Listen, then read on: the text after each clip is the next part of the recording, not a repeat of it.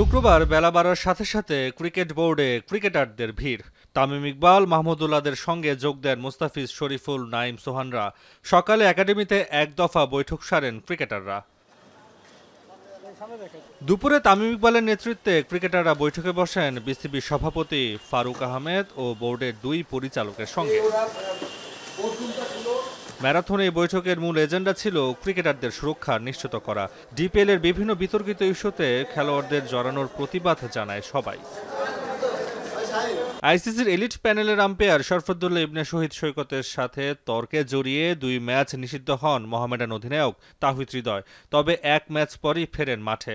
এ নিয়ে সৈকত মনিদের চাকরি ছাড়ার খবরে সমালোচনা শুরু হলে বিসিবি জানায় আগামী ম্যাচে আবারও নিষিদ্ধ থাকবেন হৃদয়। বিসিবির এমন সিদ্ধান্ত মানতে পারেননি ক্রিকেটাররা। বান্ডেল থাকলে প্রতি সেনমানিতে টাকা বাঁচবে। বিকাশ সেনমানি বান্ডেল কিনে জিতুন প্রতি লেনদেনে। তাওহিদ হৃদয় একটা ম্যাচ সাসপেন্ড ছিল, না খেলে তারপরে সে 2টা ম্যাচ খেললো। সো বেসিকলি ওর যে পানিশমেন্টটা ছিল সে কিন্তু অলরেডি সার্ভ করে নিয়েছে। এখন 2টা ম্যাচ খেলার পর কালকে শুনলাম যে তাকে আবার সাসপেন্ড করছে।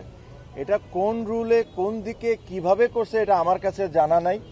সো এই জিনিস নিয়ে আমরা খুব ওয়ারিড ছিলাম। এটা actually it was very funny. এটা কোনোভাবেই সাসপেন্ড হতে পারে না। তারও আগে গুলশান ও শাইনপুকুরের ম্যাচে 2 ক্রিকেটারকে নিয়ে ফিক্সিংয়ের গুঞ্জন উঠলে তদন্তে নামে বিসিবি।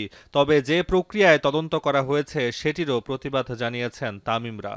যদি ওখানে কোনো ধরনের কোনো কারাপশন হয়ে থাকে বা কোনো প্লেয়ার কোনো রং ডুইংসে থাকে, আমরা সবাই চাই এটার শাস্তি হোক। আমরা এটার সাথে 100%। বাট তার মানে এটা না আর কাউকে এটার কোনো অধিকার নাই আপনি ওই 2টা ছেলেকে নিয়ে যায় মিডিয়ার সামনে তাকে দিয়ে অ্যাক্টিং করাবেন।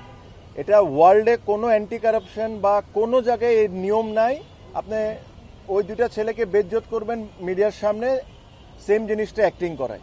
So this are an insult towards cricketers. নানা ইস্যুতে জর্জরিত ক্রিকেট পাড়া যেন বিধ্বস্ত এক প্রতিষ্ঠান।